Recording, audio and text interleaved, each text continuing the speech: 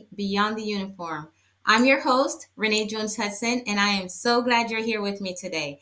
So, this podcast is all about helping veterans, especially women, to navigate life after the military and to do so with confidence, resilience, and purpose. Today, I am extremely excited to welcome a very special guest, Dr. Tracy Timberlake. Dr. Tracy, or Dr. TT as I call her, is an award winning business coach, entrepreneur, and speaker who specializes in helping individuals unlock their potential and achieve extraordinary success. I'm honored to call her my coach, and I can personally attest to the transformative power of her guidance. Dr. Tracy, she works with people from all walks of life, and her expertise is in mindset, leadership, and money principles. And that has helped so many people, including me, redefine their goals and achieve breakthroughs. So today, we'll be exploring mindset shifts, rediscovering purpose, and how to thrive in your next chapter. So, Dr. TT, welcome to the show. Hello, how are you? I'm so glad to be here. I'm so happy that you're here. Me too. I'm excited about our conversation. Yes. So tell our audience a little bit about some more about who you are. I didn't mention that you did come from a military background, so you can tell us a little bit more about that. Sure. Yeah. My dad was I was not in the military, but my dad was a career military man. He was in service for 30 years. So I definitely grew up understanding the lifestyle, moving around a lot, understanding, just living on base, living directly off base, growing up with a lot of military kids. So that was kind of my childhood. But now, I get a chance to do exactly what you say. I get a chance to coach people into becoming their very best selves and living their very best life, doing the thing that they know that they're called to do in this world. I love it. I love it. So you built your career helping people unlock their potential. And I know on my own journey, I've had to make some major mindset shifts under Wow. your guidance. So, what was the biggest mindset shift for you on your own journey, and how has that shaped how you coach others? The biggest mindset journey I think is just believing that I could. Like that believing that I could, and then knowing that everything that I was going to do was going to lead me to doing what I knew was possible. I don't even know if it was a mindset shift, honestly. I think I always believed that. I think as a child, I grew up really independently. One of the things, speaking of my dad being in the military, one of the things that he taught me very early on is independence and learning how to do things on my own. And always believing that I could do it. So if there was anything that I wanted to do, whether I wanted to learn how to tie my shoes or I wanted to learn how to ride a bike, I think he always said, you can do it. You can do it. There's no reason why you can't do it. And so I don't know if it was a mindset shift, so to speak. I think I always grew up knowing that. I think what really was the difference is taking the action on what I already knew I believed. And for the people that I work with, it's getting them first to believe and then to take action on the belief, because believing something is one thing, but operating in favor of that belief is completely different. Yeah, that is so true because like when I transitioned from the military, there were times that I felt stuck. And Hmm. we talked through this stuck, we talked through this extensively, but I couldn't see the bigger picture beyond the structure that I was used to. Sure. So, right. So, how can veterans or anyone shift from a mindset of survival and structure to one of growth and possibility? And you talked about that a little bit. Yeah, I think this boils down to it's the conversation that I have with so many people and in so many capacities. It's really the conversation of identity. Like, who do Yeah. you think that you are? A lot of the times when you're coming from the military, or it doesn't matter what job, but let's take, military, because I know a lot of veterans or soon to be veterans are listening to this. If you have built your entire identity around a job, it's Yeah. really difficult to break out of that and to believe that you can and be something else. And Right. so, for the people that I work with, if they have been employees for a very long time, they have adopted an identity that says, I work a 9 to 5 job, I have a boss, this is my lifestyle. And it's really hard to shift out of an identity, right? So, ultimately, you have to recognize that you are not what you do. You are not the job that you have, the title that you have, the stripes on your jacket, the medals that you wear, the pins. That is not you. Those are accomplishments. Those are great. Those are definitely things that you've been able to achieve, and they contribute to who you've become. But those by themselves are not you. You are capable of doing something else because you're not confined to just the box of a job title. And so for Yeah. people who are coming out of the military, oftentimes I think they have never allowed themselves to see themselves as something other than what their title was, what rank, what squad, where they lived. They Yeah. never allowed themselves to see that, and so it's hard to dream differently. You know what I mean? And I think that's really where it all begins. I think that is so true because and I feel like the longer we stay in the military, I think the harder it is for us. Like I was talking to another veteran, and we came to the conclusion that we spent most of our lives, our adult lives, in the military. So, yes, Right. our identity is to shift from what we know is very challenging. And, like I said, you and I have gone down this path so many times, because when Sure. I came out, I didn't know what to do. And with your guidance, I was able to like dream bigger, like look at things outside of just the uniform, or just the things that I thought I could do right now. Yeah. So Yeah. yeah, it's a tough transition. It's more than just mindset too. It's just so much more to it.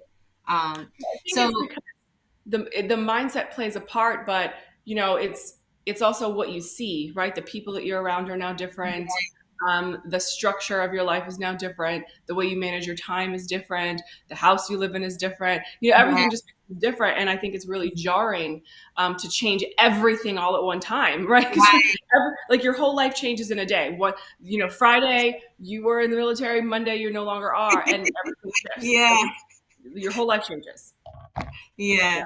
So you work with clients aligning your goals with their values. For veterans like me, it can be hard to see how our military life fit into civilian goals. So Mhm. what advice would you give for aligning our past experiences with our future dreams? And I know, like, sometimes you help us, you push us to think outside of, what we think is possible. So what advice would you give to people listening right now, other veterans listening? I think the first thing is to recognize that anything that you want in life is actually not that different than your military career. Again, it's an identity. If you're like, oh, military uniform, you think that you have separated yourself from anything else. And it's really important to recognize that the thing that you want, you actually have all the skills to be able to navigate it. Your military career gave you those skills, the discipline, right? The ability to show up even when you don't feel like it. Yeah. That those are skill sets that you need. I don't care if you want to be an entrepreneur, if you want to be a surgeon, if you want to be a janitor. Like, you have to learn something new, and you had to do that when you were in the military. And you have the discipline. Oftentimes people come out of the military with leadership skills. We've talked about yours a great deal. Leadership skill is something that you need no matter what job, what position, what dream you have, because you're probably going to have to lead people, but at the very least you have to learn to lead yourself, right? So it's really important to know that you already have everything inside of you to achieve the things that you want. You just have to take a look at the thing that you want and get really, really clear on it so that you can begin moving in that direction. Because in terms of the day-to-day activity or the skill sets, you already have those. You just have to get clear on what it is you actually want to accomplish. Yeah, I think I don't like the word, I don't use the word struggle anymore. But I think for most people like myself, it is a struggle to kind of come from that structured environment, just understanding what to do. And this is one thing that was a big shift for me coming out of the military, understanding the value of a coach. But in all actuality, we've had coaches in our career. We just don't call them coach, Right. right? So Correct. that's another translation that the veteran may not be, they may not be like putting together. Like, we've had coaches and mentors. Some of us, I still have long-term mentors, but Mhm. I think even in that simple shift, understanding the value of a coach, someone to lead, guide you, and help you look beyond what's in front of you right now. That makes So sense. Many veterans like myself, we come from an environment where financial literacy wasn't a priority, and this Mm, this could be stem from childhood. And yeah. you talk a lot about money mindset in your coaching. So, how can someone begin to shift negative beliefs about money and create a healthier relationship with wealth? The very first thing is recognizing that you have a negative relationship with money, because most people don't even know that. They don't even Yeah. know that they have a negative relationship with money. They don't know that it stems from childhood trauma, or it just stems back generations. I think just understanding what your relationship with money is, and then saying to yourself, do I like this relationship? Like, do I like living paycheck to paycheck? Do I like feeling like I'm always broke? Do I like not having a savings account? Do I like not knowing that I'm able to build generational wealth? Or do I love it? Like, either way, right? You have to recognize what your relationship is with money before you begin to change it. And oftentimes people just don't do that deep dive until they recognize that they're not able to achieve something in life because they don't have it, right? So your relationship with money really is something that affects everything. Your relationship with money affects your where you live, the community you live in. It affects the car that you drive. It affects the amount of education you get. It affects where your kids go to school. It's going to affect the house that you live in. It's going to affect a great deal. And so you have to recognize that, money, it's not everything. I definitely don't teach that, but your relationship with money is going to determine a lot of things in your life. So it's probably a good idea to know what that relationship is, and then begin to cultivate a better one if you have goals and dreams that require more money and more cash flow. I agree with you because before meeting you, I didn't think I have a money identity problem. I actually thought I was good because I didn't grow up with money in my hand. So, and I don't have a real like need to have money at times. Not, and Yeah. like I don't have to walk around with money, and that's because Mhm. I didn't have it growing up, so it wasn't an issue for me not to have $1 in my hand or Mm. $100 in my hand. But even in that, with my relationship with my husband, he's used to having money like coming in, so we had a really big issue when it came to money, and we both had different money stories. Yeah. So not we have to understand that about ourselves, Right. and how to move forward with that. So Absolutely. yeah, I many veterans are many start over. Many veterans feel hesitant to step out and share their stories and take on new challenges because of self-doubt. And you can speak to this for me Mhm. because we've gone through this. So how do you coach people to overcome those feelings of self-doubt and to really own their own voice and see the potential that they have post service or post career, like if they're starting a new career?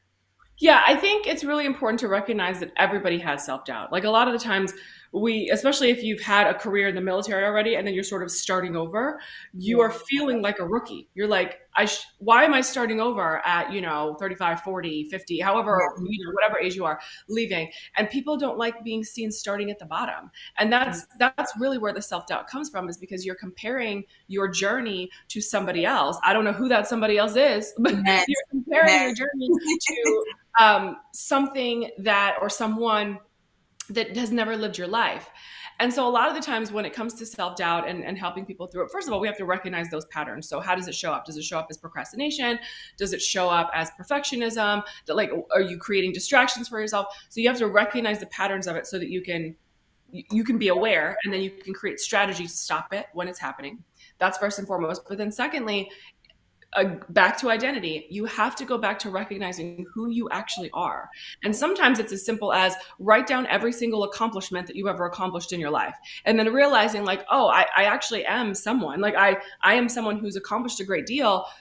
This person should not be experiencing self-doubt because of all the things that you've actually been able to build, or been able to create, been able to achieve.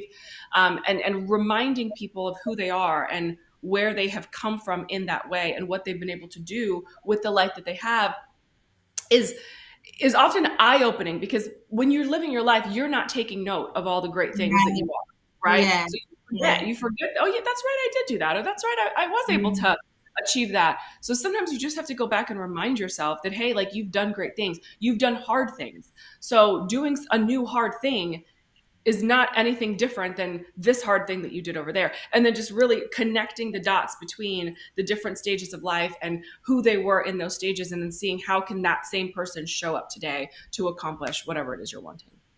Yeah, I think one of the challenges, and I can speak for myself, and it's probably the same for some veterans. You know, in the military, we get recognized for our service, so we never really have to put ourselves out there like, oh, I Mhm. did this, or So I know that's one of the things that I struggle with even now, to get out, in front of people to say, to highlight, Yeah. oh, I just won this award, or I just did this.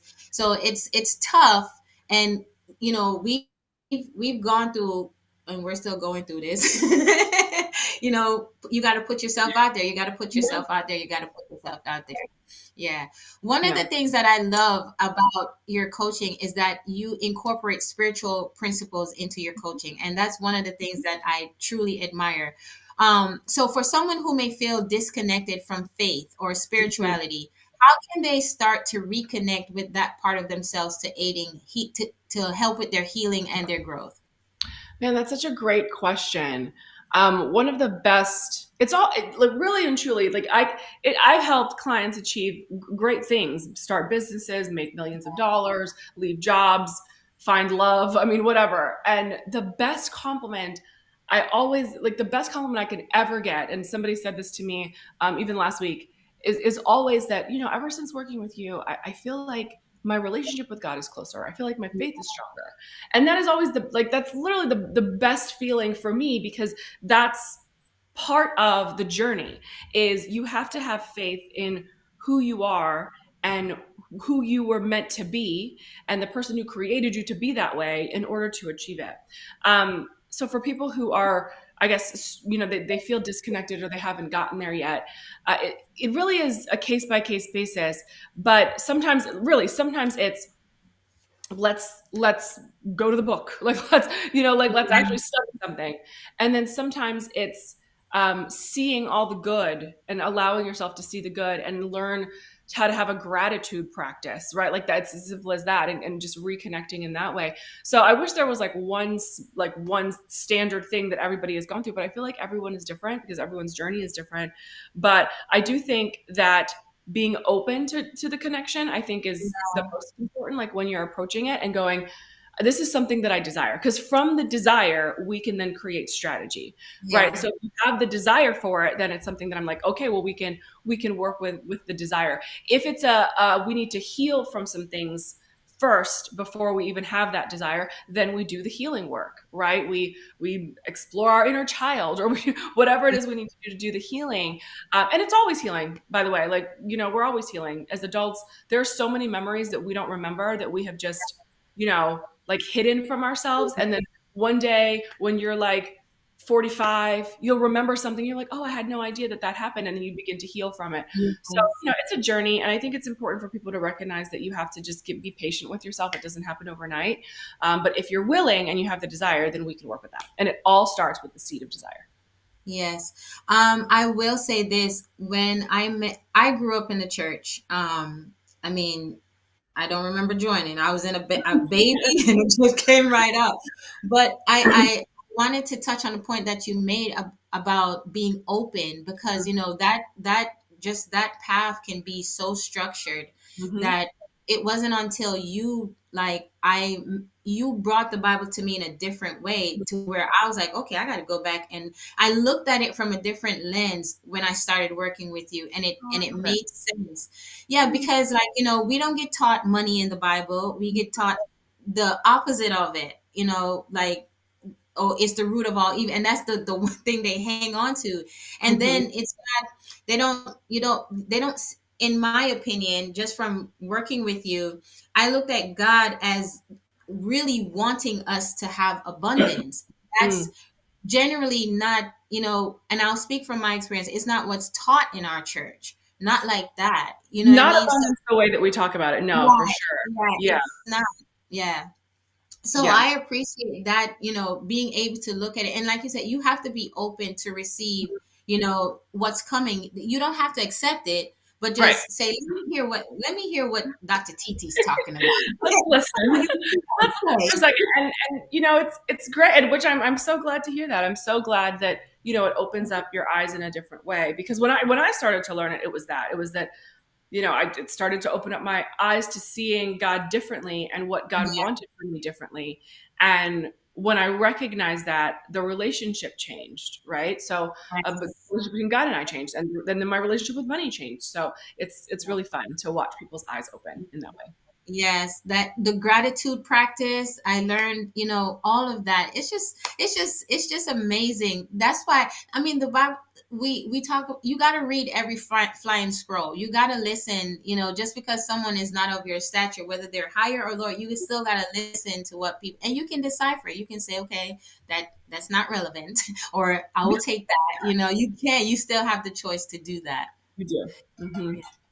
So, one thing I missed after leaving the military was that sense of connection and Mm-hmm. mission that comes with being a part of a team. How can we cultivate a sense of purpose and community when we no longer have that built-in network? And I was just talking to someone about this yesterday, and he recently retired from the service, and he thought everything was automatic, like Oh wow. because Speaking of we're friends. so used to auto, right? Yeah, that's funny.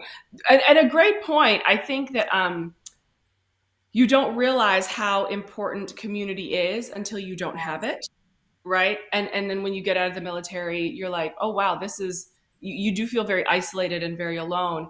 And it's in that alone time, I think, that people really start to kind of go downhill. But Yeah. this is where you have to advocate for yourself, right? If you have to learn, and this is for anything in life, whether it's community, money, job, like you have to learn to give yourself what you need, like you do. And we have to also stop relying on external people, external situations, external circumstances to build the life that we are wanting for ourselves, right? I love that the military does that. I think the military reveals the importance of community, but in order to create a community of your own, you have to recognize that you have to advocate for that, meaning that you have to get out of your house. Like you're gonna have to leave and go find community, whether that's at church, whether that's at a chamber of commerce, or whether that's a support group of something.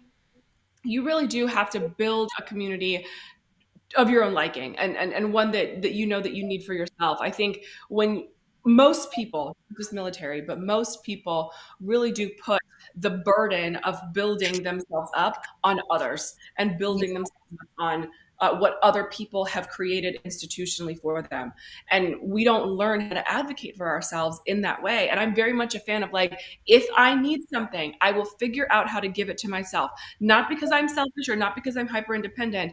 I'm saying, like, I need to make sure that in order for me to show up in my highest and best, there are things that I need, right? And I Yeah. cannot on other people to give it to me, because that's not fair. They need things too. So they need to give it to themselves. So we can't rely on other people to create for us what we know we need. And I think if you learn that and you learn to go, okay, I need community. I'm a person who enjoys community. Where can I find it? And then you just start going to different places and meeting different people. It's hard to make friends as an adult. You know what I mean? Like, it's hard to make good Yeah, friends it when you're is. Yeah. most of the friendships that people have are when they were in college or when they were in school or the first job that they had. But once you're bopping around and you're moving around, you just don't make friends in the same way. So you know what? We have to go figure out how to have our own play dates, and we have to just cultivate that, in the lives that we live, in the cities that we live in, or wherever virtually. The beautiful thing about the internet is that we can connect with people all over the place. Uh, Yeah. in the world. And I think that that's a beautiful thing. But we do have to take advantage of the opportunities that are given to us, and we have to advocate for ourselves in that way. Yeah. It is genuinely hard for veterans to ask for help. It's not that they don't want the help. Sometimes, especially coming out on the other side, you don't really know who to ask, especially if you're Sure. not surrounded by a group of veterans. So that's one of the things I encouraged my friend yesterday. I said, "Look, I am here if you need help." I said, "I've been here, to really reach out, but we are always thinking, oh, we're probably bothering this person, or they're probably busy, or you don't want to burden them with what you have. So, so next question. As veterans, we are used to prioritizing the mission at all costs, but that can take a toll on us. How do you recommend we build a mindset that values both drive and well-being? I think that when you are like ambition usually comes from exposure, right? Like you need to be exposed to something to say, "Oh, I want that."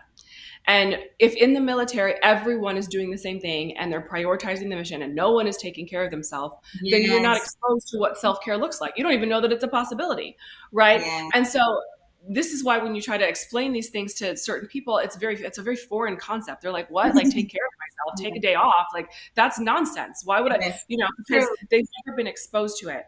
And for me, I'm a big fan of learning to have adventures in your everyday life. And oftentimes, when you give yourself permission to have those adventures, you will expose yourself to new things. You're going to meet new people and you're going to find somebody who lives their life with such ease and flow. You're going to be like, wow, that's possible. Like, I want to do that too. And then you begin to, from that seed of desire, you begin to figure out how you can achieve it. So it's hard to talk to somebody about something you've never seen or heard about before, right? When you start talking about self care or start talking about, prioritizing self. But you can start to recognize different things. So if you've never been exposed to what self care looks like, I want you to start recognizing patterns in yourself. Like, are you tired? Like, and are you abnormally tired? Are Yeah. you starting to get really irritated and annoyed with people or places or situations that you normally wouldn't be able, like things like that are patterns that you can recognize, like, oh, this is I'm probably a little more tired, I'm a little bit more burnt out than I should be. And then from there begin to just give yourself permission to step away from the mission so to speak, even for a moment. Sometimes we think self-care means I have to go on a 4-day spa retreat. You don't.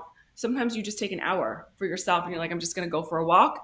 Don't talk to me. Don't say. And that's enough self care to sort of give us a moment of peace, like to give us a Right. moment to breathe.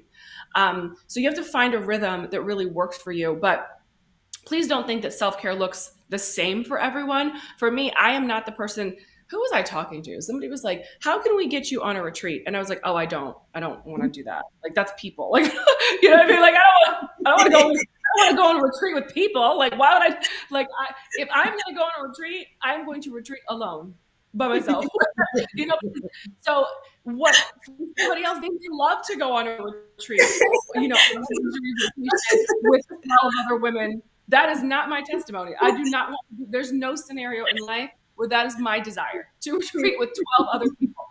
When I retreat, I'm alone, I'm by myself. But I had to learn that rhythm. Now, listen, there's no judgment. If you are a person who loves a retreat and you're like, I want to go with 12 strangers to Alaska on a cruise, and that is retreat time. If you like it, I love it, right? But you have to know what Right. is for you in the form of self care. Self care for me is sitting here in my house in the quiet where no one is talking. Yes. I just sit in silence. There's so many times where I just sit here and I do nothing. There's no music on, there's no TV, and I'm like, this is great. And I'm just so happy. I'm like, oh, this is like I will sit here and be like, oh, this is and I'll look around the room and just bask in the quietness of it all. But you have to know, you have to know what self care looks like for you. And for me, that's like quiet time by myself, doing nothing. It's self care. A retreat sounds tiring. That does not sound like self care. That sounds like not what I want to do, like ever, ever. This is why you're my coach. Yeah, Because like I I've like never done that. Like no. Mm-mm. but I want to talk about something that you touched on, and that's giving yourself permission. Mhm. So, with coming from the military and giving ourselves permission, like we always had to, like if we wanted to take leave, we had to fill out a leave form. That is not us giving ourselves permission. So I think that concept too, because Mhm. I remember the first time you said to me, I have to give myself permission. I was like, permission? Like it was just such a foreign concept. Like you said, it's a foreign concept for some of us. And I've had to learn how to do that and not feel like I have to do something. I have to do this, or this is not going to get done, or I can't take a break. I can't do anything. And I think that's how we get sick. That's how we have dis-ease in the body. So That permission, that giving yourself permission thing, I really think it's a big shift for people who are not used to that concept, especially us veterans. Some of us, I won't say, well, I won't speak in Right, general terms. right. Yeah. Yeah, I think the again, going back to my childhood and just I think how I was raised, I just was I don't know if I think I was bossy. I think I was as a child. I think I just always wanted to do it my way. Like so one time, this is maybe 3, 4 years ago. So I'd already been in my business for several years at this point, and um, my mom's Filipino, and so in the Filipino culture, like a lot of Filipinos just end up in the medical field, specifically as like nurses. And my mom had said she made some comment and she goes, "Oh, you could never be a nurse." And I was like, "Excuse me? I would make a great nurse, first of all. I have great bedside manner. I'm smart. Like, what do you mean? I couldn't be a good nurse." And she was like, "Oh, no, no, no." She's like, "Oh, because you don't like people telling you what to do." And I was like, "Oh, Yeah. you're right." My mom, I was very offended. I was like, "I would make a great, what do you mean?"